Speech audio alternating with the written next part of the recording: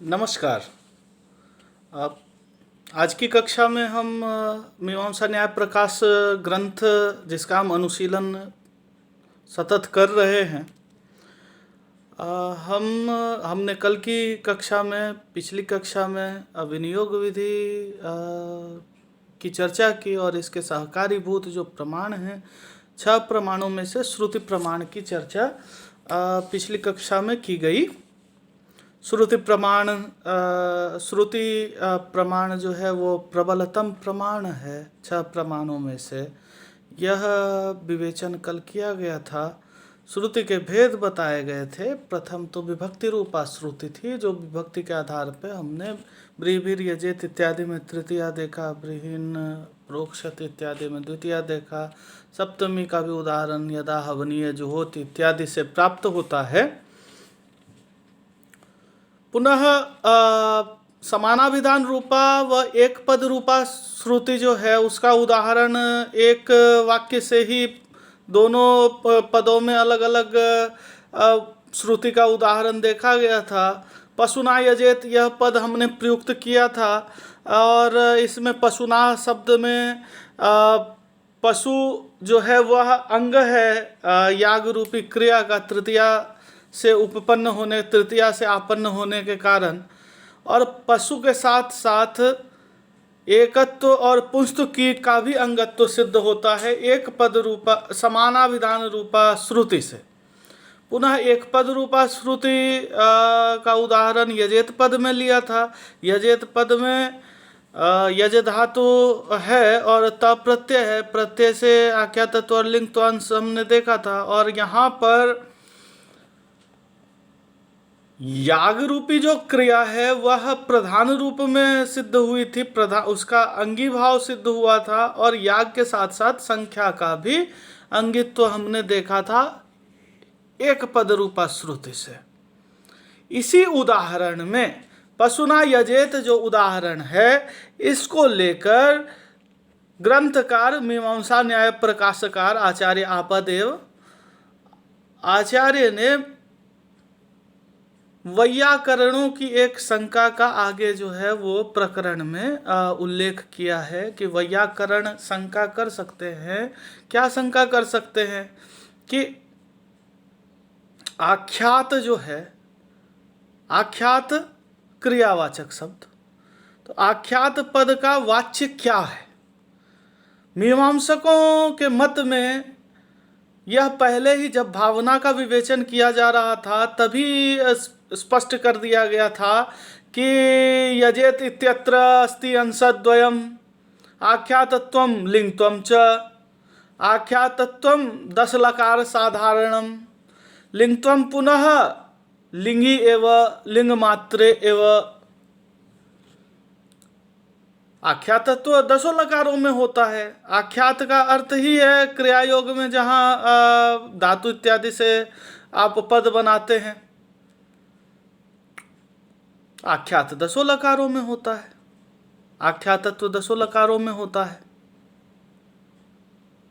और लिंग तो खाली लिंग तो जो है वो केवल लिंग में होता है, लिंग लकार में होता है।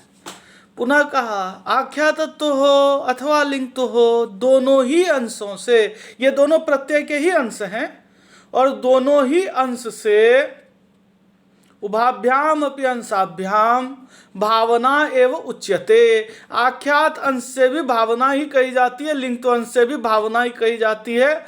शाब्दिक भावना व आर्थी भावना इस प्रकार से वाच्य होती है। यहीं पर वैयाकरणों के काफ़ी सिद्धांत, बहुत सारे सिद्धांत जो है वो मीमांसकों से समीपता रखते हैं, निकटता रखते हैं। यदि समानता न कहें तो निकटता कह सकते हैं, लेकिन कतिपय स्थलों पर स्पष्ट भेद है दोनों के सिद्धांतों में। वाक्य विचार में भी ऐसा ही भेद दिखता है। प्रकृत स्थल पर कि आख्यात का वाच्य क्या होगा, पाणिनि अष्टाध्यायीकार महर्षि पाणिनि, इनका सूत्र है लह कर्मणि च भावे च कर्म केभ्यः। यहाँ इन्होंने स्पष्ट निर्देश किया लकार का अर्थ क्या होगा। तो उन्होंने कहा भाव और कर्ता अर्थ हो सकता है, अथवा कर्म और कर्ता अर्थ हो सकता है। कर्ता अर्थ तो लकार का अर्थात आख्यात का कर्ता अर्थ आख्यात का वाच्य कर्ता होता है। यह वैयाकरणों का सिद्धांत है। आख्यात किस अर्थ का बोध कराता है? कर्ता अर्थ का बोध कराता है। भाव के साथ कराए या कर्म के साथ कराए, कर्ता का बोध तो आख्यात के साथ होता ही है। आख्यात का वाच्य कर्ता है। यह वैयाकरणों का सिद्धांत है। वैयाकरणों का सिद्धांत है कि आख्यात का क्या अर्थ होता है, आख्यात का वाच्य क्या होता है, वह कर्ता होता है। यही आपत्ति वैयाकरण मीमांसकों के समक्ष अगर प्रस्तुत करें, इसका अनुवाद करते हैं, इस प्रकार के पूर्व पक्ष का अनुवाद करते हुए ग्रंथकार कहते हैं कि ऐसा नहीं है। हम सिद्ध कर देंगे कि आख्यात का वाच्य कर्ता नहीं है, क्योंकि हमारा सिद्धांत है कि आख्यात हो अथवा लिंग हो, वाच्य तो भावना ही होगी। तो आख्यात का वाच्य कर्ता नहीं है अपितु भावना है। हाँ, कर्ता के बिना भावना कर्ता तो कोई चाहिए जो भावक होगा, तभी तो भावना की उत्पत्ति होगी। यदि पौरुषेय वाक्य हो रहे हैं तो वहाँ पुरुष होगा, पुरुषनिष्ठ होगी भावना। जहाँ अपौरुषेय वेद वाक्य है वहाँ पे शब्दनिष्ठ होगी भावना। लेकिन भावक तो चाहिए, भावयिता तो चाहिए। तो कहा यह भावयिता ही कर्ता है और कर्ता जो है वह आक्षेप लभ्य होगा। आक्षेप लभ्य का क्या अर्थ है? कि उस कर्ता की कल्पना कर ली जाएगी कि बिना कर्ता के कार्य नहीं उत्पन्न होगा। तो अर्थापत्ति प्रमाण से मीमांसकों का एक प्रमुख प्रमाण है अर्थापत्ति प्रमाण। इसलिए स्वतंत्र मानते भी हैं मीमांसक कि बहुत जगह कल्पना करनी पड़ती, बिना कल्पना किए अर्थ की प्रतिपत्ति, अर्थ की निष्पत्ति, अर्थ की संगति नहीं हो सकती। इसलिए तत्त स्थलों पर जहाँ ऐसा हो कि यथा दृष्टो श्रुतो व अर्थः अन्यथा न उपपद्यते तत्र तदर्थ कल्पनम अर्थापत्ति ही। अर्थ की कल्पना जहाँ अनिवार्य हो जाए वहाँ हम उस अर्थ की कल्पना कर लेते हैं, और यह भी प्रमाण है, अर्थापत्ति रूपी प्रमाण। तो क्या कर्ता आक्षेप लभ्य होता है, कर्ता वाच्य नहीं होता, कर्ता कल्प्य होता है। यह मीमांसकों का सिद्धांत है। और इसी प्रकरण में विभिन्न पूर्व पक्ष उत्तर पक्ष के द्वारा वह मीमांसकों के मत का निरसन करते हैं ग्रंथकार। तो यह जो हमारा प्रकरण चल रहा है, यह अध्याय जो चल रहा है विनियोग विधि, इसके मध्य प्रकरण में यह पठित हुआ वैयाकरणों की आपत्ति और मीमांसा पक्ष से उसका निरसन व उसका संशोधन करके और आपत्ति का शमन करके सिद्धांत पक्ष की स्थापना कि आख्यात का वाच्य भावना होती है, आख्यात वाच्या भावना होती है, और कर्ता जो है उससे आक्षिप्त होता है, आक्षेप किया जाता है, कर्ता की कल्पना की जाती है। अर्थापत्ति प्रमाण द्वारा कर्ता सिद्ध होता है। और इसी क्रम में आचार्य विस्तार से इसका अनुवाद करते हैं इस पूरे प्रकरण का। हम ग्रंथांतर के भय से इस पर विशेष चर्चा अभी नहीं कर रहे हैं। इसके लिए हम इस चर्चा के लिए कि आख्यात का अर्थ किस प्रकार से भावना ही होती है, आख्यात का अर्थ, आख्यात का वाचक, आख्यात का वाच्य कर्ता नहीं होता, यह मीमांसा मत जो है इस पर हम विशेष एक कक्षा कर लेंगे। अभी जो प्रकरण चल रहा है उसके सातत्य के लिए हम बस संक्षेप में इस सिद्धांत को जान लें और इस प्रकरण को, इस प्रसंग को जान लें, और इसके बाद हम पुनः प्रमाणों पे आते हैं, विनियोग विधि के प्रमाण जिनकी चर्चा हम कर रहे थे। श्रुति प्रमाण हमने बताया था, श्रुति के भेद बताए थे। पुनः यहाँ भी ग्रंथकार भी कहते हैं कि ऐसा है, इससे प्रसंगांतर हो जाएगा, विषयांतर हो जाएगा, इसलिए हम इस पर बहुत ज़्यादा चर्चा नहीं कर रहे। यह ग्रंथकार ने भी इसी क्रम में कहा था, तस्मात् न कर्तु अभिधाने किंचित दूषणम इति अलम अति विस्तरेण। अति विस्तार से हम नहीं जा रहे। क्यों नहीं जा रहे? क्योंकि प्रकृतम अनुसरामः, हम प्रकृत का ही अनुसरण करेंगे। प्रकृत का क्या, जिस उद्देश्य से हम ग्रंथ रचना कर रहे हैं कि हमको विधि भाग की विवेचना करनी है, तो हम अभी उसी का अनुसरण करेंगे। और तत्सिद्ध त्रिविधा श्रुति विनियोग, 3 प्रकार से श्रुति विनियोग में प्रमाण करती है, प्रमाण रूपा होती है। श्रुति के द्वारा 3 प्रकार से विनियोग होता है। प्रथम तो विभक्ति रूपा, दूसरा समानाभिधान रूपा, तीसरा एक पद रूपा। और अब जो हमने पहले चर्चा की थी कि यह श्रुति प्रमाण जो है, अन्य 5 जो उत्तरवर्ती प्रमाण हैं,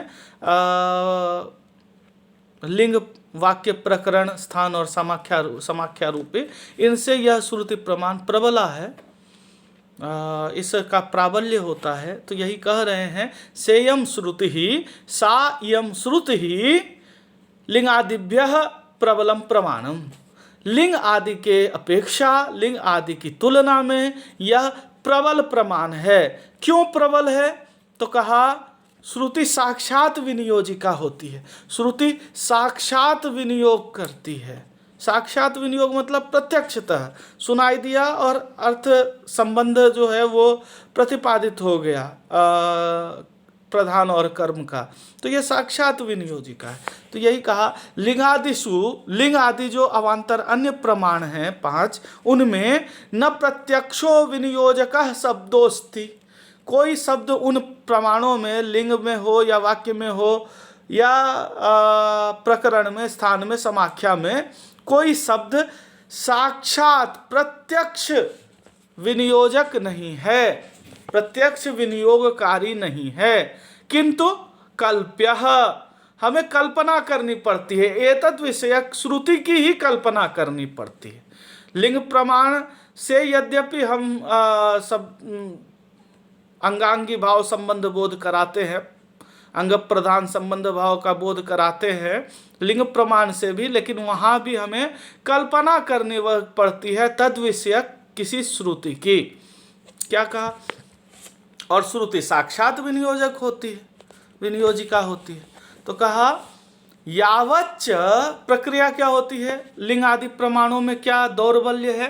तो कहा यावच्च तैहि विनियोजक शब्दः कल्प्यते तैहि लिंगादिभिः, लिंगादिभिः यावत् विनियोजकः कश्चित् शब्दः काचित् श्रुतिः तैहि यावत् कल्प्यते तावत् प्रत्यक्षया श्रुत्या, श्रुतिः यतो हि श्रुतिः प्रत्यक्षा, तया प्रत्यक्षया श्रुत्या विनियोगस्य कृतत्वात् तेषां कल्पकत्व शक्ति ही विहन्यते इति श्रुतेः प्राबल्यम।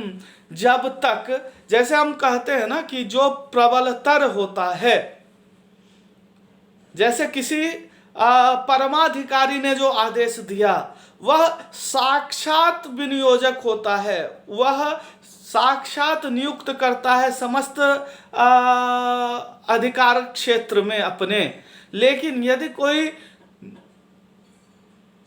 उससे अल्पतर अधिकारी हो, जैसे मान लिया जाए कोई जिलाधिकारी, जिलाधिकारी का एक जिले में साक्षात अधिकार होता है, और अवान्तर जो छोटे अधिकारी हैं उनकी अपेक्षा, जैसे कोई प्रखंड का अधिकारी, तो प्रखंड अधिकारी को जिलाधिकारी के तद विषयक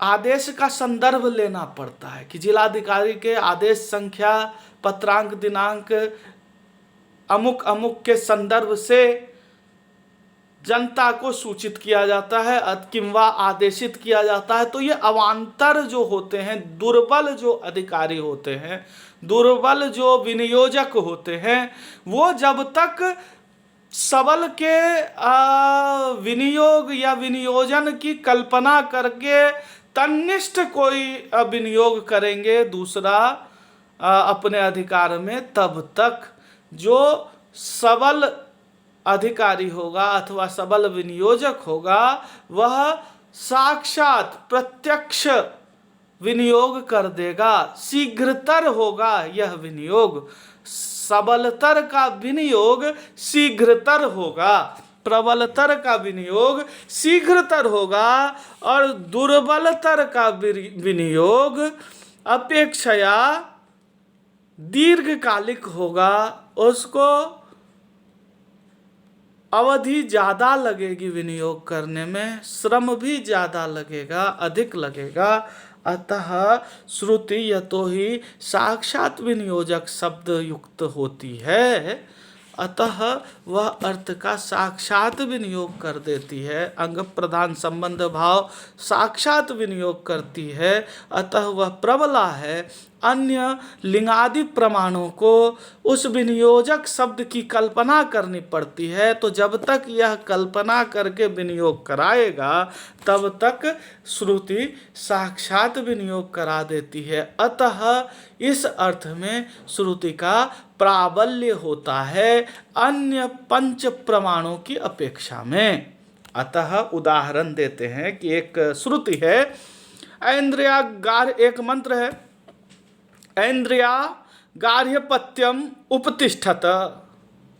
अब यहाँ पर ऐन्द्रिया है, कहा ऐन्द्रिय श्रुति है, ऐन्द्रिय श्रुति है, ऐन्द्रिय श्रुति उपतिष्ठन के लिए, पूजन के लिए आती है, प्रतिष्ठा के लिए आती है। ऐन्द्रिय श्रुति का प्रतिष्ठा में विनियोग होता है। अब कहा यहाँ पर ऐसे स्थल पे कि ऐन्द्रिया गार्हपत्यम उपतिष्ठते, यहाँ पे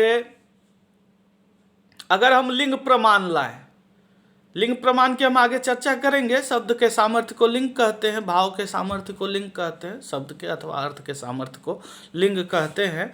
तो सामर्थ्य का अर्थ शक्ति। तो कहा कि यहाँ अगर हम लिंग प्रमाण से ग्रहण करेंगे अर्थ का, विनियोग का, संबंध का, तो ऐन्द्रिय ऋक, ऐन्द्रिया कहा है, ऐन्द्रिय ऋक है, ऐन्द्रिय वाक है। तो ऐन्द्रिय ऋचा से अगर हम लिंग प्रमाण लेकर ये देखें कि ऐन्द्रिय ऋचा किसका उपतिष्ठन करेगी, कराएगी, तो हम अगर इंद्र देवता का यहाँ विधान करते हैं कि ऐन्द्रिय वाक इंद्र देवता के प्रति तृतीया विभक्ति है, तो ऐन्द्रिय ऋक अंग होगी और कोई जो है उसका अंगी होना चाहिए, प्रधान होना चाहिए। तो प्रधान में यदि हम इंद्र देवता का लिंग प्रमाण से ग्रहण करना चाहें तो उसका बाध करके साक्षात विनियोजक जो शब्द है गार्हपत्यम में, चूंकि द्वितीया विभक्ति है, और कल हमने द्वितीया तृतीया देखा है कि द्वितीया विभक्ति से साध्य का ग्रहण होता है और तृतीया विभक्ति से साधन का ग्रहण होता है। तो विभक्ति को सुन के ही, हाँ, विभक्ति रूपा श्रुति से विभक्ति को सुनते ही हमें यह पता लग गया कि ऐन्द्रिय जो है वह अंग है और गार्हपत्य जो है, गार्हपत्य अग्नि होती है और उसमें द्वितीया विभक्ति है। तो यह ऋचा अग्नि देवता के उपतिष्ठन के लिए, अग्नि देवता के उपस्थान के लिए, पूजन के लिए प्रयुक्त हुई है। यह साक्षात ही, तुरंत ही विनियोग हो जाता है कि यह मंत्र कहाँ विनियुक्त होता है, किसके पूजन में, तो इंद्र के पूजन में नहीं, क्योंकि इंद्र के पूजन के लिए हमें ऐन्द्रिय वाक से इंद्र देवता की कल्पना करनी पड़ती। और यहाँ सीधे सीधे द्वितीया विभक्ति ने कहा कि गार्हपत्यम उपतिष्ठते, उपस्थान किसका होगा, तो गार्हपत्य का। गार्हपत्य अग्नि विशेष है, इसलिए अग्नि देवता के पूजन में यह मंत्र प्रयुक्त होता है, यह श्रुति प्रयुक्त होती है। यह साक्षात विनियोग श्रुति प्रमाण से हो जा रहा है। इसलिए लिंग प्रमाण का इसके लिए कोई जो है वो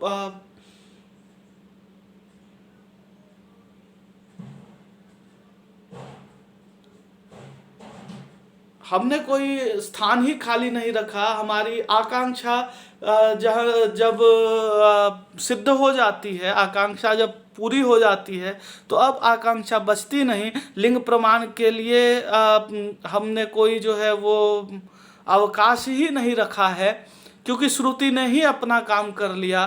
द्वितीया विभक्ति साक्षात दिख गई है वाक्य में, तो हमें लिंग प्रमाण की आवश्यकता नहीं पड़ी। जब श्रुति से विनियोग नहीं हो पाता तभी हम लिंग इत्यादि में चलते। जहाँ श्रुति साक्षात विनियोग कर रही है, लिंग प्रमाण इत्यादि जब तक प्रयुक्त होते तब तक श्रुति ने अपना कार्य कर लिया था। अतः प्रबलतर प्रमाण श्रुति प्रमाण है। उदाहरण है ऐन्द्रिया गार्हपत्यम उपतिष्ठते, उपतिष्ठत। ऐन्द्रिया गार्हपत्यम उपतिष्ठत, इस वाक्य में अतएव ऐन्द्रिया गार्हपत्यम उपतिष्ठत इत्यत्र यावत् लिंगात् ऐन्द्रिया इंद्रोपस्थानांगत्वम कल्प्यते, जब तक यावत् लिंगात् लिंग प्रमाण से ऐन्द्रिया ऐन्द्रिय ऋक के द्वारा इंद्र का उपस्थान, इंद्र की पूजा, इसकी कल्पना की जाती, तब तक प्रत्यक्ष के द्वारा ही, कौन से किसके प्रत्यक्ष के द्वारा? का प्रत्यक्षा? श्रुति प्रत्यक्षा। प्रत्यक्षया श्रुत्या, प्रत्यक्ष श्रुति के द्वारा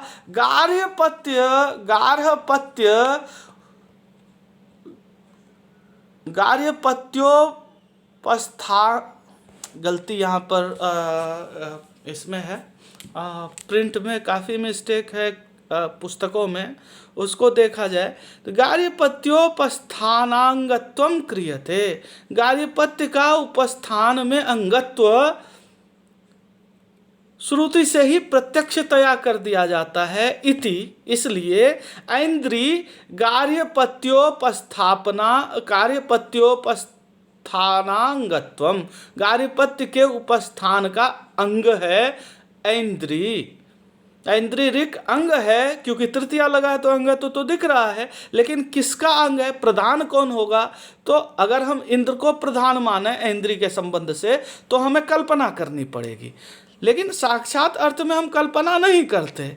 जो हमें साक्षात अर्थ अगर प्राप्त है तो हम कल्पना में नहीं जाते, यह सिद्धांत है। तो जब तक हमें साक्षात विनियोजिका श्रुति मिल रही है तब तक हम कल्पना के तरफ नहीं जाएंगे।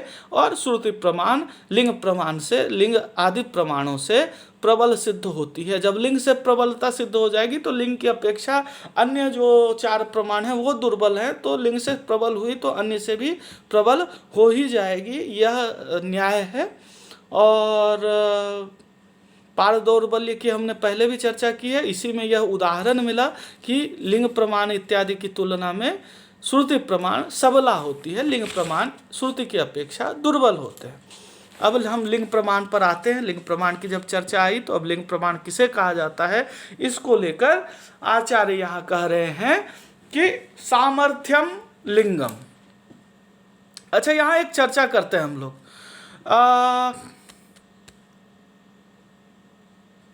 अर्थ संग्रह ग्रंथ जब हमने देखा था तो वहाँ पे शब्द सामर्थ्यम लिंगम कहा है और यहाँ खाली सामर्थ्यम लिंगम है। सामर्थ्यम लिंगम कहने का तात्पर्य आचार्य आपदेव द्वारा यह है कि शब्द का किंवा अर्थ का, भाव का सामर्थ्य, भाव में शब्द और अर्थ दोनों आ जाते हैं, तो उसका सामर्थ्य यह लिंग कहलाता है। शक्ति जिसको हम कह सकते हैं, सामर्थ्य, समर्थता, शब्द अर्थ के प्रत्याख्यान में अर्थ के बोधन में समर्थ होता है, यही उसका सामर्थ्य है। और शब्द के इसी सामर्थ्य को लिंग कहते हैं। क्वचित अर्थ का भी सामर्थ्य होता है, अर्थ से अवान्तर अर्थ का बोध यह भी होता है। भाव से ही अर्थ का बोध यहाँ निर्दुष्ट माना है आचार्य ने। तो सामर्थ्यम लिंगम, सामर्थ्य को लिंग कहते हैं। और जहाँ अर्थ संग्रह को याद करिए, सामर्थ्यम सर्व शब्दानाम लिंगम इत्यभिधीयते, आचार्य ने उसका थोड़ा परिष्कार यहाँ किया। और यहाँ पे इन्होंने कहा यत आहुहु, जो कहा गया है सामर्थ्यम सर्व भावानाम, सभी भावों का जो सामर्थ्य होता है, भाव का अर्थ पदार्थ होता है, तो पदार्थ का जो सामर्थ्य होता है, पद और अर्थ पदार्थ, पदार्थ का जो सामर्थ्य होता है, पदार्थ की जो शक्ति होती है, उसको हम लिंग कहते हैं। अब ये इसका उदाहरण देखेंगे तो यह सिद्ध होगा कि लिंग किस प्रकार से एक प्रमाण है और यह किस प्रकार से विनियोग में सहायता करता है, विनियोग विधि की सहायता करता है। तो कहा लिंग से अंगत्व कैसे पता लगेगा? तेन अंगत्वम यथा, उससे अंगत्व ऐसे पता लगेगा जैसे एक वाक्य है बर्हिर्देव सदनम दामि, एक मंत्र है बर्हि देव सदनम दामि। यह वाक्य कहा, यह मंत्र इत्यस्य लवन अंगत्वम, एक क्रिया है लवन, लुई छेदने धातु है, छेदन के अर्थ में, उससे लवन अर्थ निकलता है, दंत नकार है, ध्यान देंगे, लवन अर्थ निकलता है। लवन का अर्थ काटना होता है।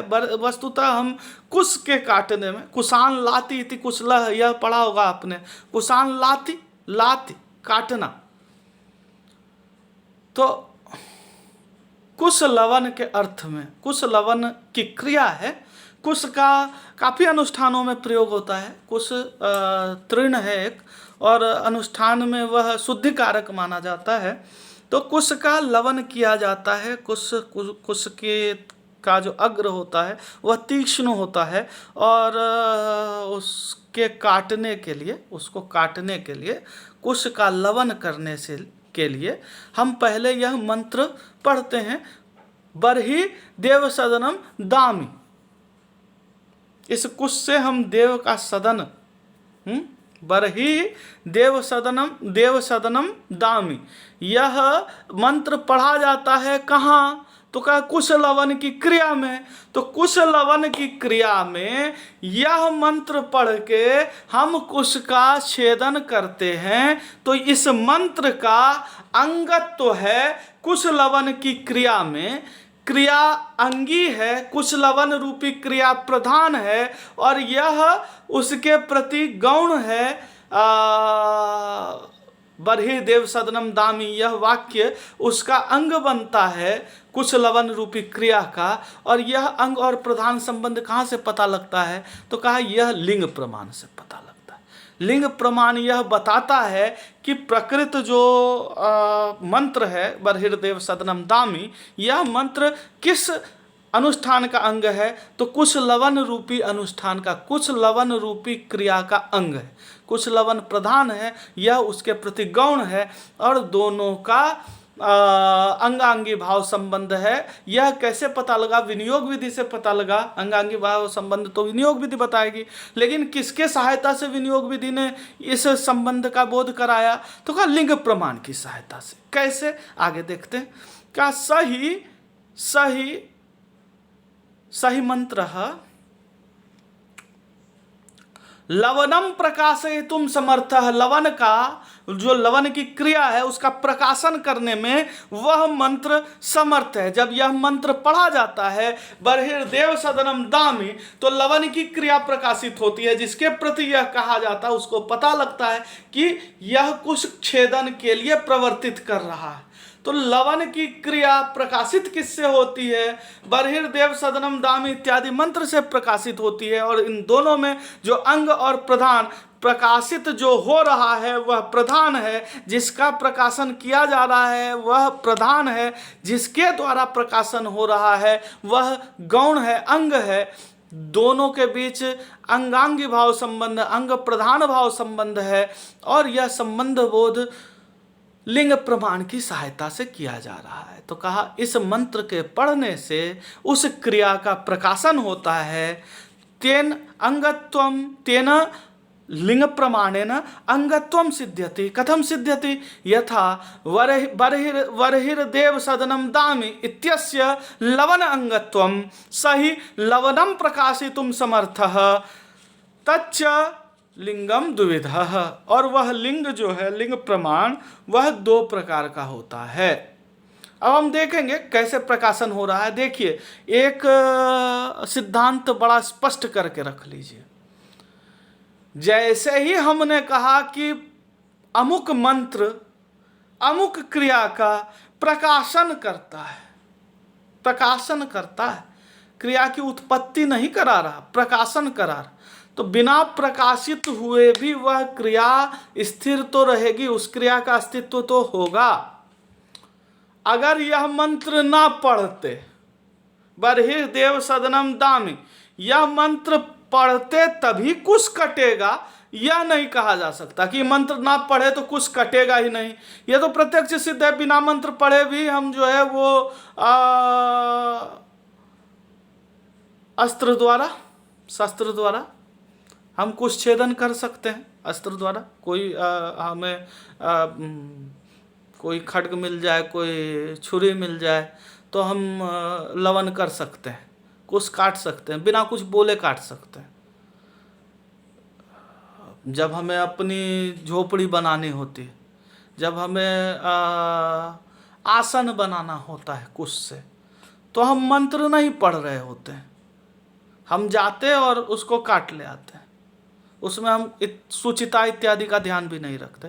तो यह नहीं कहा जा सकता कि कुश लवन बिना मंत्र पढ़े उत्पन्न नहीं होगा। लेकिन एक जो चर्चा हमने ब्रीहीन प्रोक्षति में की है कि प्रोक्षण के बिना भी ब्रीही जो है वह उसकी सिद्धि तो होती ही है, ब्रीही का अस्तित्व प्रोक्षण के बिना भी सिद्ध होगा। लेकिन अप्रोक्षित ब्रीही से अपूर्व की उत्पत्ति नहीं होगी, और बिना अपूर्व उत्पन्न हुए उस कार्य का फल नहीं प्राप्त होगा, तो कार्य निष्फल हो जाएगा। अतः अपूर्व की उत्पत्ति के में प्रोक्षण का सामर्थ्य है, प्रोक्षण का अंगत्व है। इसी प्रकार इस मंत्र के स्मरण, मंत्र से स्मरण का जो है वो महत्व है अपूर्व की उत्पत्ति को लेके। तो यह मंत्र लवन की क्रिया को प्रकाशित करता है। आगे देखें, यह लिंग दो प्रकार का होता है। तच्च लिंगम द्विविधम, लिंग दो प्रकार का होता है। दो प्रकार किया लिंग का भाव के आधार पर ही किया गया है। बड़ा ध्यान रखिएगा, जैसे ही हमने कहा कि सामर्थ्यम सर्वभावानाम, भाव के सामर्थ्य से, तो यहाँ लिंग का दो प्रकार किया गया। क्या दो प्रकार किया गया? एक अनपेक्ष है और एक अपेक्ष अथवा सापेक्ष है। क्या? किसके अपेक्षा से और किसके अनपेक्षा से, कि स्वतंत्रतया और अपेक्षा से। क्या? कैसे? तच्च लिंगम द्विविधम, दो प्रकार का लिंग होता है। कौन? तो कहा सामान्य संबोधक, सामान्य संबंध बोधक प्रमाणांतरान अपेक्षम, सामान्य संबंध बोधक प्रमाणांतर अनपेक्षम, सामान्य संबंध बताने वाले किसी दूसरे प्रमाण, मतलब लिंग की अपेक्षा कोई दूसरा, लिंग के बदले कोई दूसरा प्रमाण, उसकी अगर अपेक्षा हो, उसकी अगर अपेक्षा ना हो, अनपेक्ष, दूसरे की अपेक्षा, दूसरे किसी अन्य प्रमाण की अपेक्षा किए बिना, अर्थात लिंग प्रमाण के अतिरिक्त अगर किसी अन्य प्रमाण की अपेक्षा ना हो जिस प्रमाण, जिस लिंग को, कि वह स्वतः ही समर्थ हो, इस प्रकार से समझा जा सकता है कि स्वतः सामर्थ्य जिसमें हो, एक वैसा लिंग होता है कि उसको किसी अन्य की अपेक्षा नहीं है, उसके बिना प्रकाशन हो ही नहीं सकता, उसके बिना बोधन हो ही नहीं सकता। मतलब लिंग प्रमाण ही चाहिए। हाँ, दूसरा उससे छोटा प्रमाण उसकी सहायता करने के लिए नहीं आ रहा है। यहाँ ध्यान रहे कि जब हम कह रहे हैं कि लिंग प्रमाण ही चाहिए तो हम पिछले अपने सिद्धांत का अतिक्रमण नहीं कर रहे। अनपेक्ष का अर्थ श्रुति की अपेक्षा तो होगी ही, श्रुति के अतिरिक्त प्रकरण आदि जो दुर्बलतर प्रमाण है उनकी अपेक्षा न हो। सामान्य संबंध बोधक प्रमाणांतर का अर्थ इनसे छोटे प्रमाण में है, लिंग से छोटे प्रमाण में है, लिंग से दुर्बल प्रमाण में है कि प्रकरण स्थान समाख्या वाक्य प्रकरण स्थान समाख्या की आवश्यकता न पड़े, अपेक्षा न पड़े जैसे लिंग को। वह एक तरह का लिंग है जिसको हम स्वतः समर्थ लिंग कह सकते हैं या स्वतंत्र लिंग कह सकते। स्वतंत्र तो फिर भी नहीं कह सकते क्योंकि श्रुति के परतंत्र रहता है। इसे हम इसी शब्द में कहेंगे, बड़ा विचार करके यह शब्द ग्रंथकार ने कहा है कि सामान्य संबंध बोधक। सामान्य संबंध बोधक का क्या मतलब कि जो संबंध इस लिंग प्रमाण से बोध हो रहा है, जिस संबंध का, उसी संबंध का दूसरे प्रमाण से भी बोध हो रहा हो, सामान्य संबंध का। तो सामान्य संबंध बोधक प्रमाणांतरानपेक्ष, प्रमाणांतर अनपेक्ष, वह एक लिंग होता है और दूसरा होता है तत्अपेक्ष। तत्अपेक्ष मतलब सामान्य संबंध बोधक प्रमाणांतरापेक्ष। तो एक प्रमाणांतरा अनपेक्ष, प्रमाणांतरानपेक्ष है और एक प्रमाणांतरापेक्ष। एक जिसे प्रमाणांतर की अपेक्षा नहीं होती, एक वैसा लिंग होता है, और एक लिंग होता है जिसे सामान्य संबंध बोधक प्रमाणांतर की अपेक्षा होती है। अब कहा कैसे? तत्र यत अंतरेण, उदाहरण देखिए, तत्र यद अंतरेण यत न संभवति, जिसके बिना जो संभव ही न हो पाए, मतलब लिंग के बिना यदि वह संभव ही न हो पाए संबंध बोध, तब तत् अंगत्वम, तस्य तत् अंगत्वम तत् अनपेक्षम केवल लिंगात एव। तो उसका अंगत्व उसके प्रति उसी से होता है, मतलब लिंग से ही अंगत्व का ज्ञान हो पाता है उसका, उसके प्रति मतलब प्रधान के प्रति। इसलिए उसे अनपेक्ष लिंग कहा जाता है। जहाँ लिंग के अतिरिक्त अन्य किसी से अंगत्व बोध ना हो पाए उसे अनपेक्ष लिंग कहा जाता है। उदाहरण है अर्थ ज्ञानस्य कर्म अनुष्ठान अंगत्वम। कर्म का अनुष्ठान होना है, कर्म का अनुष्ठान वाक्यार्थ ज्ञान के बिना हो नहीं सकता। हमने आपको पहले बताया है कि मीमांसा का सिद्धांत है आमनायस्य क्रियार्थत्वात् अनर्थक्यम अतदर्थानाम। जो भी आमनाय है वो क्रिया के लिए प्रवृत्त होती है, लेकिन कब प्रवृत्त होती है? जब आप उस आमनाय का अर्थ जान रहे हो। अर्थ परिज्ञान आवश्यक है, तभी तो मीमांसा मीमांसा शास्त्र आता है जो वाक्यार्थ बोध कराता है। तो वाक्यार्थ बोध के बिना, वैदिक वाक्य का जब आप अर्थ ही नहीं जान रहे, मंत्र का अर्थ ना जान रहे हो, तो फिर विधि का अर्थ ही ना जान रहे हो, मंत्र का अर्थ ना जान रहे हो, निषेध का अर्थ ना जान रहे हो, नामधेय का अर्थ ना जान रहे हो, अर्थवाद का अर्थ ना जान रहे हो, तो वाक्यार्थ बोध नहीं है आपको, तो कर्म का अनुष्ठान आप कर नहीं पाएंगे। आपको पता ही नहीं होगा कौन सा वाक्य किस कर्म के लिए आया है। तो वाक्यार्थ बोध के बिना कर्म का अनुष्ठान संभव ही नहीं है। इसीलिए वाक्यार्थ बोध अंग है, कर्म का अनुष्ठान अंगी है, और ऐसा संबंध लिंग प्रमाण से, सामर्थ्य से, कि वाक्य में अर्थ का सामर्थ्य है, वाक्य अर्थ का बोध कराने में समर्थ है, यह बोध लिंग प्रमाण से होता है। और यह लिंग प्रमाण का जो भेद है उसको हम अनपेक्ष भेद कहते हैं। इसे अन्य किसी प्रमाण की आवश्यकता नहीं। यह सीधा सीधा कहेगा कि अगर शक्ति अर्थबोध से ही आएगी और शक्ति के बिना आप प्रकाशन ही नहीं कर पाएंगे, पाएंगे, बिना प्रकाशित हुए कोई कर्मकांड नहीं हो पाएगा, कोई अनुष्ठान नहीं हो पाएगा। तो अंगांगी भाव संबंध बोध लिंग प्रमाण से हो रहा है और इसे अन्य किसी प्रमाणांतर की वाक्य प्रकरण स्थान समाख्या की आवश्यकता नहीं है, अपेक्षा नहीं है। स्वतंत्रतया यह अभिधान करा दे रहा है, संबंध बोध करा दे रहा है। बस एक श्रुति हम का आक्षेप करेंगे और इस श्रुति का यह अर्थ है, इस प्रकरण में पठित है, इस अनुष्ठान के लिए पठित है, यह करके हम उस श्रुति से वह अनुष्ठान सिद्ध कर लेंगे, वह क्रिया जो है वह अनुष्ठित हो जाएगी। तो यहाँ लिंग प्रमाण ही अंग प्रधान संबंध बोध कराने में समर्थ है, इसे छोटे प्रमाणों की आवश्यकता नहीं है, प्रकरण आदि की अपेक्षा नहीं है, अतः यह अनपेक्ष का उदाहरण है। क्या उदाहरण था? अर्थ ज्ञान से कर्म अनुष्ठान अंगत्व, कर्म अनुष्ठान में अर्थ ज्ञान का अंगत्व। तो नहीं अर्थ ज्ञानम अंतरेण अनुष्ठानम संभवति, अर्थ ज्ञान के बिना अनुष्ठान संभव ही नहीं होगा।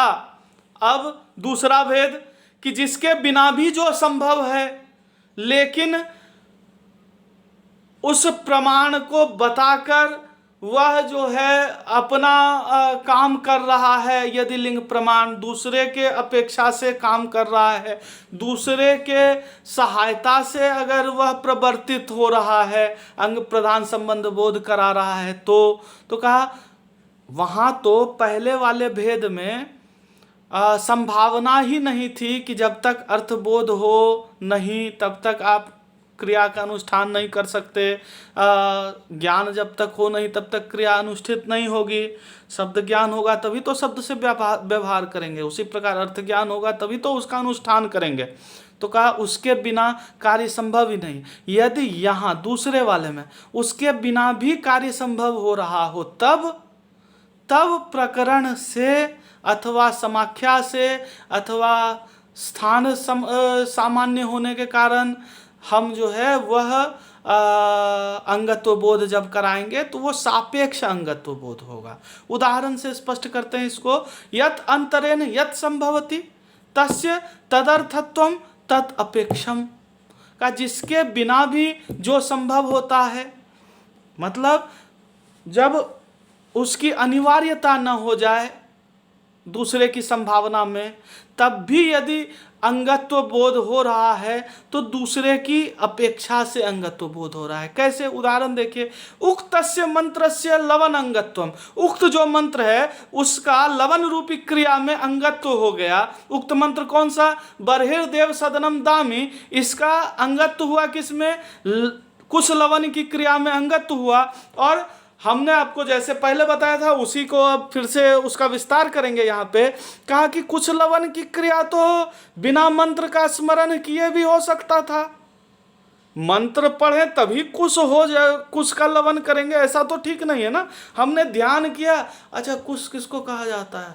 बरही को कुछ कहा जाता है, अच्छा कुछ से काम होता है। हमने ध्यान से स्मरण कर लिया कि कुछ किसको कहा जाता है और उसको काट के लेते आए,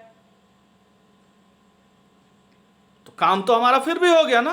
कुछ लवन तो फिर भी हो ही गया, कुछ लवन की तो सिद्धि हो गई। वहां तो कोई और उपाय नहीं था, कोई और चारा नहीं था पूर्व में कि अगर हम मंत्र का अर्थ ज्ञान नहीं जान रहे, अर्थ परिज्ञान हमें नहीं है, तो हम क्रिया में अनुष्ठान नहीं कर सकते। वैदिक वाक्य का अगर ज्ञान नहीं है तो वैदिक अनुष्ठान नहीं हो पाएगा। कौन सा वाक्य किस देवता के लिए अनुष्ठित है पहले भी हमने देखा है कि उसके लिए उसका ज्ञान होना आवश्यक है। तो उसके बिना, अर्थ ज्ञान के बिना अनुष्ठान नहीं हो सकता। कर्म का अनुष्ठान करने के लिए वाक्यार्थ बोध होना जरूरी है। तो वहाँ तो अनपेक्ष लिंग का उदाहरण था। यहाँ कुछ लवन होने के लिए मंत्र का होना आवश्यक नहीं है, मंत्र को बिना सुने भी हम कुछ लवन कर सकते हैं। तो यही यहाँ पे कहा, लवनम ही मंत्रम विना अपि उपायांतरेण स्मृत्वा कर्तुम शक्यते। लवन का जो कार्य है, छेदन का जो कार्य है, काटने का जो काम है, वह तो मंत्र के बिना भी, बर्हिर्देव सदनम धामी जो मंत्र था उसको सुने बिना भी दूसरे उपाय से ध्यान लगा लेते। स्मरण तो ध्यान से भी होता है। हमको किसी मेरे मित्र का जो है वो स्मरण करना है, तो हमने आंख बंद किया और उसका ध्यान कर लिया कि हाँ यज्ञदत्त अथवा देवदत्त इस प्रकार का अच्छा व्यक्ति है और वह यहाँ पर रहता है। इसके लिए मुझे किसी के अतिदेश वाक्य की आवश्यकता तो नहीं पड़ती।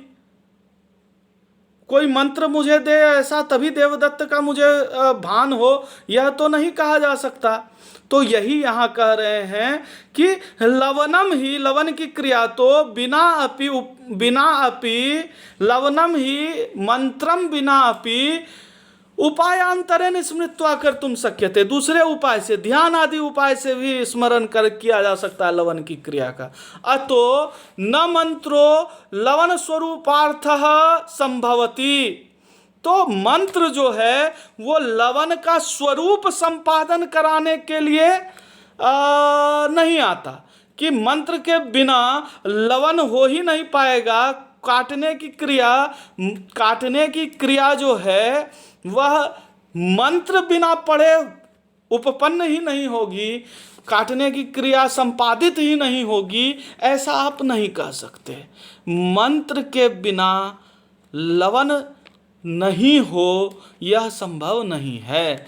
बिना मंत्र के भी लवन की संभावना होती है। अन्य उपाय से हम जान लेंगे कि आरी लेके और या छुरी लेके कुछ को काटा जा सकता है। ध्यान किया कि पहले छुरी से काटा था तो फिर से गए और छुरी लिया और काट लिया, तो इससे भी स्मरण हो सकता है। तो कहा मंत्र जो है, यह मंत्र जो है बर्हिर्देव सदनम धामी, यह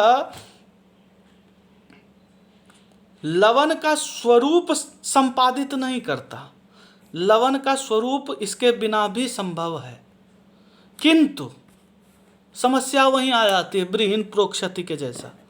लेकिन अपूर्व साधनी भूत लवन प्रकाशनार्थ, लेकिन यह अपूर्व का साधनी भूत जो है, अपूर्व का साधन कैसे होगा? तो मंत्र से ही, मंत्र का ही उच्चारण करके जब काटेंगे तभी अपूर्व की उत्पत्ति होगी। तो अपूर्व का यह साधनी भूत हो जाएगा।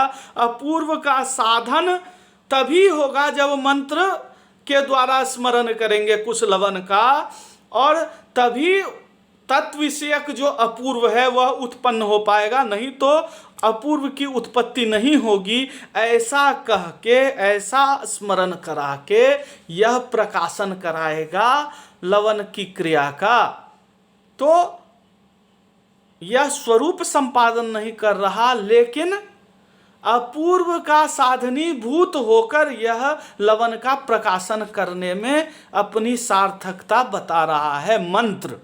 मंत्र से जब स्मरण करेंगे तभी अपूर्व की उत्पत्ति होगी, क्योंकि एक है ना, एक उपपत्ति है, एक न्याय है हमारे यहाँ मीमांसकों के यहाँ कि मंत्रैरेव स्मर्तव्यम, स्मरण मंत्र के द्वारा ही किया जाएगा। देवतोद्देश्य न द्रव्य त्याग याग, देवता का उद्देश्य करके द्रव्य का त्याग करना ही याग है। तो कहा देवता का स्मरण प्रयोग संवेतार्थ स्मारकाय मंत्र, प्रयोग में जो संवेत अर्थ है द्रव्य या देवता, उसका स्मारक कौन है? मंत्र है। कहा यह प्रयोग संवेत जो अर्थ है इसका स्मरण तो अन्य पुराण से अथवा मंत्र के पृथक भी जो अन्य साधन हैं, जैसे किसी ने स्मृति पढ़ दी अथवा किसी ने, आजकल तो हनुमान चालीसा भी पढ़ देते हैं, तो उससे ही स्मरण हो जाए। तो कहा नहीं, नियम यह है, नियम की हम आगे चर्चा करेंगे। नाना साधन साध्य क्रियायाम एक साधन प्राप्तो अपर साधन से प्रापको विधि क्या है, पुनः तयोश्च युगपद प्राप्तो एक की निवृत्ति कराने वाली विधि क्या है, हम आगे देखेंगे नियम और परिसंख्या में। तो का नियम यह है कि मंत्र से ही स्मरण होना चाहिए, तभी अपूर्व की उत्पत्ति होगी। तो यही कहा कि न मंत्रो लवण स्वरूपार्थ संभवती, न मंत्रो लवण स्वरूपार्थ संभवती, किंतु अपूर्व साधनीभूत लवण प्रकाशनार्थ, यह स्वरूप संपादन नहीं करता अपितु प्रकाशन करता है। किसका? तो अपूर्व साधनीभूत लवण क्रिया का प्रकाशन करता है। तत्त्वं च न सामर्थ्य मात्रात अवगम्यते, तत्त्वम उसका भाव जो है कि यह अपूर्व साधनीभूत होगा, इसका भाव तस्य भावः तत्वम, उसका भाव तत्व कहलाता है। तो इसी अर्थ में उसका मतलब किसका, उसका मतलब किसका, तो कहा सतो वा वस्तुनः प्रमाण परिनिश्चित स्वरूपम शब्द प्रवृत्ति निमित्तम तत् इति उच्यते, तस्य भावः तत्वम। तो कहा तत् किम, अपूर्व साधनीभूत लवण प्रकाशनार्थः इति तत्त्वं च, यह प्रकाशनार्थत्व जो है वह सामर्थ्य मात्रात अवगम्यते, न सामर्थ्य मात्रात अवगम्यते, खाली सामर्थ्य से इसका अवगमन नहीं होता कि ऐसा कोई सामर्थ्य तो है नहीं इसमें कि जहाँ पता लगे कि बिना मंत्र पढ़े जो है वह लवन कर देंगे तो अपूर्व नहीं आएगा। कैसे पता लगा? तो कहा यह खाली सामर्थ्य से, मतलब खाली लिंग प्रमाण से, इसका केवल लिंग प्रमाण के सामर्थ्य से जो है, लिंग प्रमाण के ही प्रामाण्य से इसका अवगमन नहीं होता अपूर्व साधनत्व का, अपूर्व साधनी भूतत्व का, अपितु क्योंकि इसका तो लवन प्रकाशन मात्र में सामर्थ्य है। जब हमने कहा कि बर्हिर्देव सदनम दामी, तो यहाँ तो अपूर्व का सामर्थ्य, अपूर्व की उत्पत्ति का सामर्थ्य तो यहाँ है नहीं वाक्य में। वाक्य में तो खाली लवन क्रिया के प्रकाशन का सामर्थ्य है। तो बस सामर्थ्य को ही अगर हम हेतु मान लेते तो यहाँ अपूर्व साधनता लक्षित नहीं हो पाती। तो उसके लिए हमें एक दूसरा प्रमाण मानना पड़ता है, प्रकरण रूपी प्रमाण। तो दर्शपूर्ण मास याग के प्रकरण में यह पढ़ा गया है, हम थोड़ा संक्षेप करते हैं इस प्रकरण को, कि दर्शपूर्ण मास प्रकरण का अतो अवश्यम प्रकरण आदि सामान्य संबोधकम स्वीकार्यम, इसलिए प्रकरण आदि कोई सामान्य संबंध बोधक स्वीकार करना पड़ेगा। दूसरा प्रमाण उसकी अपेक्षा से ही यह जो लिंग प्रमाण है यह अंगत्व बोध कराएगा। और कैसे प्रकरण आदि की अपेक्षा होगी, कैसे प्रकरण आदि लिंग प्रमाण की सहायता कर देंगे? तो कहा दर्शपूर्ण मास के प्रकरण में यह मंत्र पढ़ा है कि दर्शपूर्ण मास प्रकरण ही मंत्रस्य पाठात एव अवगम्यते। दर्शपूर्ण मास प्रकरण में यह मंत्र पढ़ा जाता है। दर्शपूर्ण मास याग को जब संपादित करना होता है तभी यह मंत्र पढ़ा जाता है, बर्हिर्देव सदनम दामी। तो कहा वहाँ पे इस मंत्र का जब पाठ किया जाता है तो यह अवगमन होता है। क्या अवगमन होता है? कि अनेन मंत्रेण, इस मंत्र को पढ़कर, इस मंत्र के द्वारा दर्शपूर्ण मास अपूर्व संबंधी किंचित प्रकाश्यते। तो यह पता लगता है कि बर्हिर्देव सदनम दामी यह पढ़ के जब हम कुशलवन करते हैं, दर्शपूर्ण मास याग में अनुष्ठान करने के लिए कुश का, तभी हमें मंत्र पढ़ने पर ही हमें तत्संबंधी, कुशलवन संबंधी अपूर्व की प्राप्ति होती है, अपूर्व का हमको जो है वो लाभ होता है, अन्यथा नहीं लाभ होता। यह कैसे पता लगता है? तो कहा यह प्रकरण प्रमाण से ही इसका प्रकाशन होता है, और अन्यथा अगर प्रकरण से प्रकाशन न माना जाए अपूर्व ग्रहण का, अपूर्व उत्पत्ति का, तो कहा अन्यथा प्रकरण पाठ व्यर्थ प्रसंगात, अगर हम प्रकरण को इसमें सहायक ना माने तो प्रकरण पाठ ही जो है, दर्शपूर्ण मास प्रकरण जो पढ़ा जाता है वह प्रकरण पाठ ही व्यर्थ सिद्ध हो जाएगा, वह प्रसंग ही व्यर्थ, उसका व्यर्थ प्रसंग आने लग जाएगा। तो व्यर्थता न हो इसलिए प्रकरण का सामर्थ्य, प्रकरण का प्रामाण्य, प्रकरण का सहकार्य किसके प्रति होता है? तो कहा लिंग प्रमाण के प्रति होता है। तो प्रकरण से संपोषित होकर, प्रकरण से ज्ञात होकर कि मंत्र पढ़कर जब यह क्रिया करेंगे तभी अपूर्व प्राप्त होगा, तो इस प्रकार से ही यह सामर्थ्य संपादित होता है कुशलवन रूपी क्रिया के प्रकाशन में, अंगांगी भाव बोधन में। इसलिए किम तत् अपूर्व संबंधी प्रकाश्यम इति अपेक्षायाम सामर्थ्यात् बर्हिर्लवनम इति अवगम्यते। तो अपूर्व का क्या सामर्थ्य है, अपूर्व संबंधी क्या प्रकाश्य है, यह जब हम आकांक्षा करेंगे उस प्रकरण के हिसाब से, प्रकरण उभयाकांक्षा को कहा जाता है, हम देखेंगे प्रधान अप्रधान की आकांक्षा को, परस्पर आकांक्षा को। तो जब आकांक्षा ये होती है कि दर्शपूर्ण मास में जो पढ़ा गया है बर्हिर्देव सदनम दामी, ये क्यों पढ़ा गया है, यह जब आकांक्षा हमें होगी प्रकरण प्रमाण से, तब इस आकांक्षा का समन होगा लिंग प्रमाण से कि यह अपूर्व के संपादन में सामर्थ्य है कुशलवन के लिए। तो यही यहाँ पे कहा तत्हि बर्हि संस्कार द्वारा अपूर्व संबंधी इति। बर्ही जो है वो जब तक संस्कृत न हो, बर्ही को जब तक मंत्र पढ़ के न काटा जाए, उसका संस्कार जैसे प्रोक्षण संस्कार करता है ब्रीहि का, उसी प्रकार मंत्र से स्मरण संस्कार करता है कुशलवन का।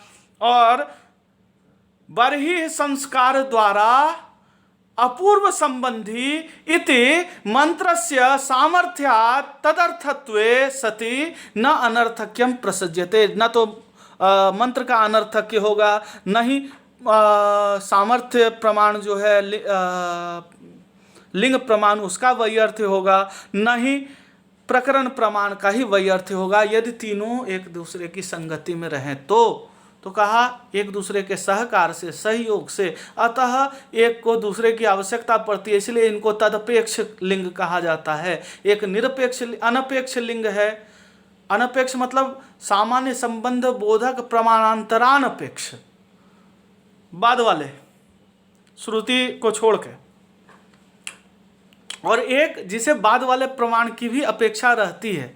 तो हमने यहाँ प्रकरण को देखा जो इसके बाद का था, और इसी अपेक्षा में एक और प्रमाण निकाल के एक और उदाहरण से कहते हैं किस प्रकार दूसरे और प्रमाणांतर अपेक्ष होंगे। तो यहाँ कहा तस्मात् बर्हिर्देव सदनम दामी इत्यस्य प्रकरणात् दर्शपूर्ण मास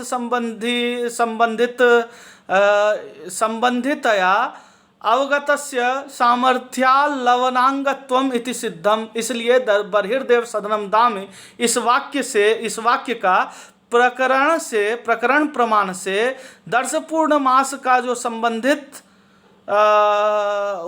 संबंधित होने के कारण से अवगत होकर सामर्थ्य से, लिंग प्रमाण से यह कुशलवन का अंग है, इस प्रकार का अंगत्व सिद्ध होता है। इसी प्रकार पूषानुमंत्रण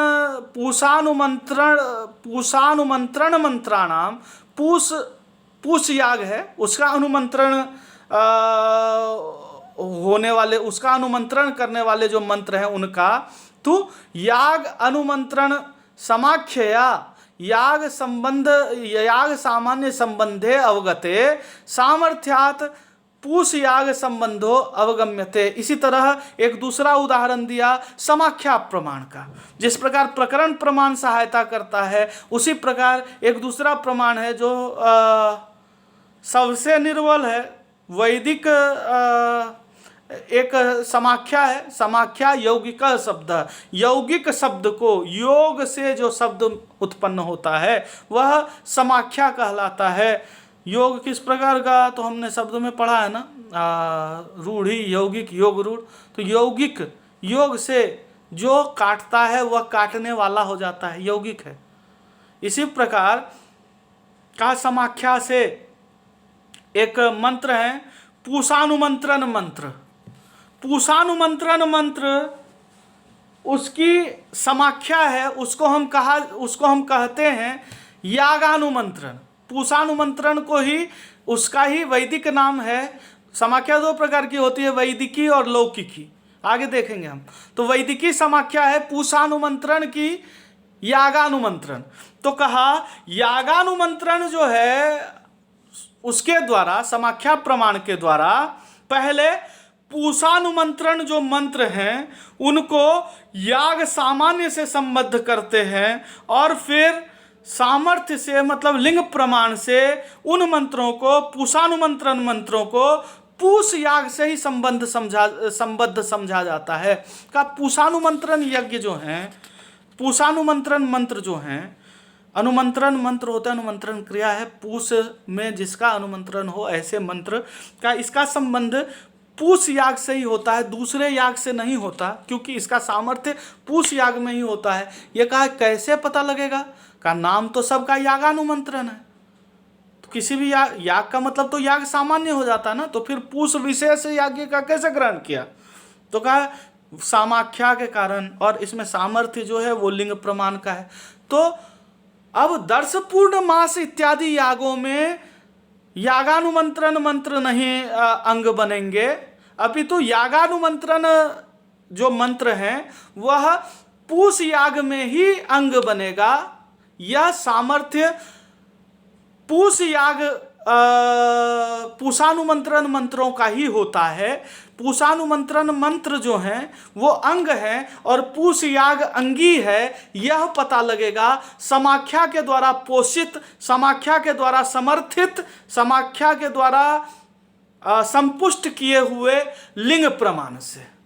तो जैसे प्रकरण प्रमाण वहाँ बर्हिर्देव सदनम दामी में लिंग प्रमाण की सहायता करता है, उसी प्रकार पूषानुमंत्रण मंत्र की पूष याग में अंगत्व सिद्धि समाख्या प्रमाण के माध्यम से होती है, समझी जाती है। इस प्रकार से ये सापेक्ष सामर्थ्य वाले, सापेक्ष लिंग वाले ये प्रमाण हैं, जहाँ उसके बिना भी उत्पत्ति हो, उसके बिना भी संभावना हो, लेकिन उसी से किया जाए ऐसा कहने के लिए जहाँ सामर्थ्य प्रमाण अंगत्व बताता है वहाँ तदपेक्ष लिंग है, और जहाँ उसके बिना स्थिति ही संभव ना हो, संभावना ही ना हो पाए, जैसे वाक्यार्थ ज्ञान के बिना कर्मानुष्ठान की संभावना ही नहीं हो सकती, वहाँ अनपेक्ष सामान्य संबंध बोधक प्रमाणांतरानपेक्ष लिंग होता है। तो यह दो प्रकार का लिंग भेद है। पुनः इसको लेके पूर्व पक्ष, उत्तर पक्ष इत्यादि का अनुवाद किया जाता है। तदनंतर जो हमारा ग्राह्य है वह यह बताना है कि इन दो प्रकार के लिंग जो हमने बताए, अनपेक्ष और अपेक्ष, सापेक्ष, वहाँ पर तत्र मंत्र विनियोजकम लिंगम मुख्य एवं अर्थ विनियोजकम न गौणे। का मंत्र का जो विनियोग करने वाला लिंग होता है ना, हमने देखा कि यहाँ मंत्रों का विनियोग कर रहे हैं। जैसे एक जगह हमने बर्हिर्देव सदनम दामी इस मंत्र का विनियोग किया था कुशलवन में, दूसरे जगह हमने पूषानुमंत्रण मंत्र का विनियोग किया था पूष याग में। तो कहा यहाँ जो मंत्र विनियोजक लिंग होते हैं वह मुख्य अर्थ में ही विनियोग करते हैं, न कि गौण अर्थ में। तो विनियोग लिंग के द्वारा जो होता है, सामर्थ्य से जो विनियोग होता है मंत्र का अनुष्ठान में, वह मुख्यार्थ में ही विनियोजक होता है। लिंग प्रमाण मुख्यार्थ में ही विनियोग करता है मंत्र का, न कि गौण अर्थ में। अब हम उदाहरण से देखेंगे तो पता लगेगा ये क्या कह रहे हैं। तो कहा मुख्यार्थस्य प्रथम उपस्थितत्वेन तत्रैव विनियोग बुद्धो पर्यवसन्नायाम पुनः गौणे अर्थे विनियोग कल्पनायाम गौरव प्रसंगात। कहा विनियोग जब हो रहा है तो मुख्यार्थ अगर सामने, मुख्यार्थ की बाधा होती है तभी तो आप लक्षणा से अर्थ लेते हैं या गौण अर्थ लेते हैं। तो कहा विनियोग जब मुख्य अर्थ में ही हो जाता है तो वहीं पे विनियोग बुद्धि भी खत्म हो जाती है। गौण अर्थ की कल्पना अगर करने लगेंगे वहां तो फिर गौरव दोष आएगा, और गौरव दोष हमने पहले चर्चा की है जिसमें अधिक प्रयास करना पड़ जाए, अनावश्यक प्रयास करना पड़ जाए, तो गौरव दोष होगा अगर मुख्यार्थ के बाद हम गौण अर्थ में भी विनियोग करने लग जाएं तो। उदाहरण देते हैं कैसे, क्योंकि हमने एक वाक्य पढ़ा था बर्हिर्देव सदनम दामी, कहा था यहाँ कुशलवन में अंगत्व है इस मंत्र का, तो कहा बरही से मुख्य अर्थ कुश का आता है। बरही एक तृण है, यहाँ मुख्य अर्थ जो है उसी तृण का आता है, उस विशेष तृण का आता है। कुश रूपी तृण विशेष का अर्थ बरही से आता है। तृण सामान्य का अर्थ नहीं लेते। अगर हम तृण सामान्य में कुश के अतिरिक्त तुलप आदि उलप आदि जो है वो दूसरे भी तृण हैं, ये भी घास है। कुश भी एक घास है और उलप भी एक घास है। उलप, तो उलप भी एक घास है, कुश भी एक घास है। और मुख्य अर्थ जो है वह बरही का है कुश। गौण अर्थ उलप आदि भी है। कुश के नहीं प्राप्त होने पर उलप आदि का ग्रहण किया जाता है। जैसे मांस के नहीं प्राप्त होने पर मांस पर्णी का ग्रहण कर लेते हैं। जैसे घोड़ा नहीं मिल रहा हो तो खच्चर पे चढ़ जाते हैं, तो मुख्य अर्थ गौण अर्थ। गाय न मिल रही हो तो भैंस ले लेते हैं। तो मुख्य अर्थ और गौण अर्थ। कहा मंत्र से मंत्र विनियोजक मंत्र जो है वो अंग बनते हैं लिंग प्रमाण के द्वारा, विभिन्न प्रमाणों की सहायता से, विभिन्न अवान्तर प्रमाणों की सहायता से, सामान्य संबंध बोधक प्रमाणों की अपेक्षा से। कहा यह जो संबंध बोध होता है, यह जो विनियोग होता है वो मुख्य अर्थ में ही अंगत्व विनियोग होता है, अंगत्व का ज्ञान होता है, गौण अर्थ में नहीं होता। क्योंकि मुख्य अर्थ में ही विनियोग बुद्धि पर्यवसित हो जाती है, मुख्य अर्थ में ही उसका काम खत्म हो जाता है। अगर हम फिर गौण अर्थ में जाएंगे तो गौरव दोष आएगा, और दोष नहीं चाहिए हमें, निर्दोष हमारा सिद्धांत होना चाहिए। इसीलिए अतएव बर्हिर्देव सदनम दामी इति मंत्र, यह जो मंत्र है सामर्थ्य से, लिंग प्रमाण से, कुशलवन अंगत्वम, इसका कुशलवन में ही अंगत्व होता है। तेसाम मुख्यत्वात्, कुशों के ही मुख्य होने के कारण से, कुश ही मुख्य अर्थ है बरही का, इसलिए न उलप राजी लवन अंगत्वम इति युक्तम। कहा न तो उलप राजी इत्यादि, उलप राजी लवन, उलप तृण के काटने में यह मंत्र का विधान नहीं, इस मंत्र का अंगत्व नहीं होता, यह ऐसा कहा गया है, ऐसा लिंगाधिकरण में कहा गया है कि यह मुख्य अर्थ में ही प्रयुक्त होता है, गौण अर्थ में प्रयुक्त नहीं होता। पुनः वही बलाबल विचार करेंगे आगे कि तत् इदम लिंगम वाक्यादिभ्यो बलवत, यह लिंग प्रमाण जो है वो उत्तरवर्ती वाक्य प्रकरण स्थान और समाख्या प्रमाण से बलवान है। तेसाम ही न साक्षात विनियोजकत्वम, वो जो उत्तरवर्ती प्रमाण है वो साक्षात विनियोजक नहीं होते, किंतु लिंगम श्रुतिम च कल्पित्वा। अब ये जो उत्तरवर्ती प्रमाण है इन्होंने पहले सामर्थ्य की कल्पना की, फिर सामर्थ्य के माध्यम से किसी श्रुति की कल्पना की, और तब जाके वो अंगत्व बोध कराएंगे। तो लिंगम श्रुतिम च कल्पित्वा विनियोजकत्वम तेसाम, उनका विनियोजकत्व जो है वो साक्षात न होके पहले लिंग का भी कल्पना करेंगे, लिंग की कल्पना फिर श्रुति की कल्पना, तो दो कल्पना से जाएंगे। तो न च असमर्थस्य श्रुतिम कल्पयित्वा, और सीधे सीधे वो श्रुति की कल्पना कर नहीं सकते, श्रुति की कल्पना से करने से पहले उनको लिंग की कल्पना करनी पड़ेगी, क्योंकि बिना सामर्थ्य के श्रुति जो है वो विनियोग करती नहीं, तो कल्पना करनी पड़ेगी, तो स्टेप बाय स्टेप करनी पड़ेगी, मतलब क्रमशः करनी पड़ेगी।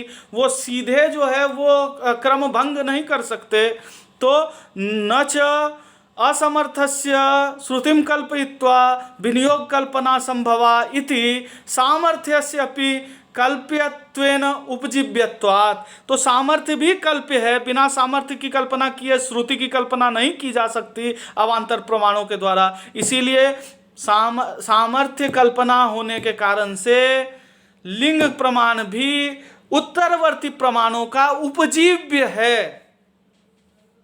उपजीव्य आप सबने पढ़ा है ना, जैसे रामायण आदि महाकाव्य उपजीव्य है रघुवंश इत्यादि के लिए।